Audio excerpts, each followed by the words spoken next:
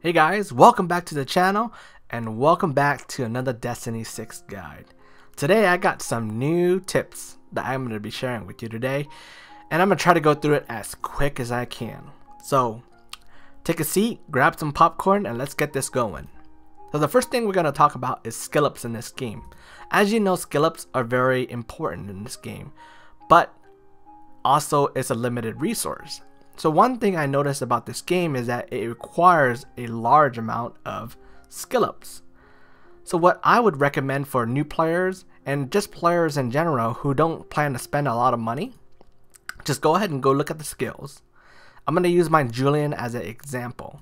So I'm going to click on his Vortex pistol. I'm going to look at his skills, okay?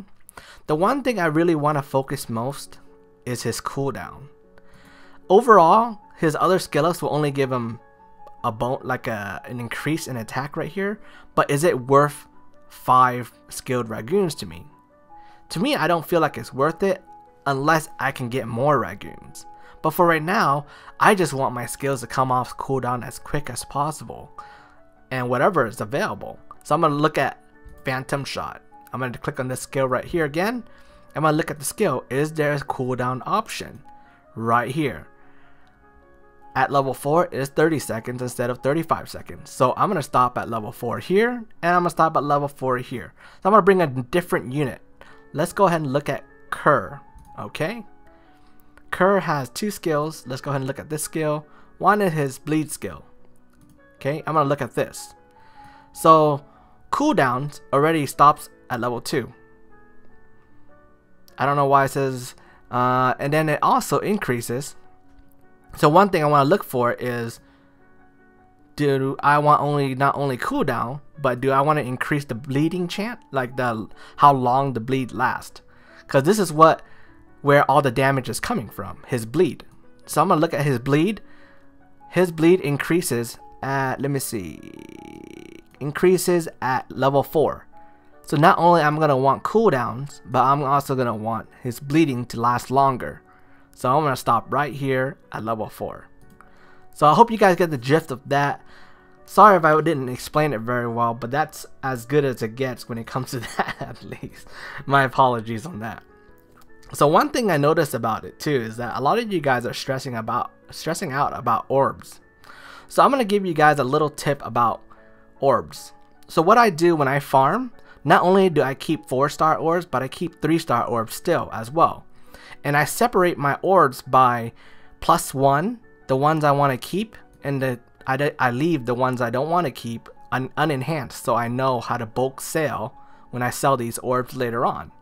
And the reason why I do +1 is because they're a percentage and they had an innate stat. Okay? And my goal is to at least +6 just to see the substats. Because I would rather, so here's an example of a +9 that I chose. So if you look at this orb, I would rather use a 3-star orb with proper substats than to use another orb. For example, maybe this one. Do I have a +9 in here somewhere? Here, maybe? No, that one's not that bad. But anyways, I would rather use this orb right here with decent and very percentage substats than to use a orb that doesn't give me any beneficial things like damage reduction or buff duration, because my unit is going to be a defense unit. I'd rather have defense, attack, and HP. You know, like that's just a prime example of it. So don't be throwing away your 3-star orbs. Use them until you can find a 4-star replacement orb with the same substats that you're looking for. Because at +12, there's only about 2% difference between a max +12 for a 3-star and a 4-star. So keep that in mind. It's only minor. So yeah. So also, here's another thing while we're at this screen. So if you're looking at here, you're like looking at this skill right here and you're wondering what all these even mean. To me, I was like, that looks like, you know, a dart, a shield, that maybe is defense, and I'm like, maybe that's cooldown reduction. That looks like a cool spider web. I don't know. I'm like, I don't know what those symbols mean. the quick way or the easiest way to look at it is you go back to, or I'm pushing all kinds of buttons here. Bear with me. I'm gonna click on title right here, and in title, you're gonna go to sort, and then you get to see all of what every single symbol means. So this plus sign is HP, this 2 swords that attack, this shield looking one is attack, the one with the percent like a question mark is a status resistance. Okay, anyways, you guys can look at that yourself. Moving on, this is where a lot of people are getting stuck at, and a lot of people are asking me on YouTube about it too. So I'm gonna go into my adventure. We're gonna talk about giants, and I'm gonna click here, and I'm gonna go into Giants Dungeon. I'm gonna go ahead and open it. I'll open it just for the sake of this video. So this giant right here, he requires breaks. Unlike the other giant we'll talk about here in a minute, each giant is resistant to something. So this giant in particular is resisted to these type of breaks. These type of breaks right here. So if you try to bring Kerr, he has a dizzy, it won't work.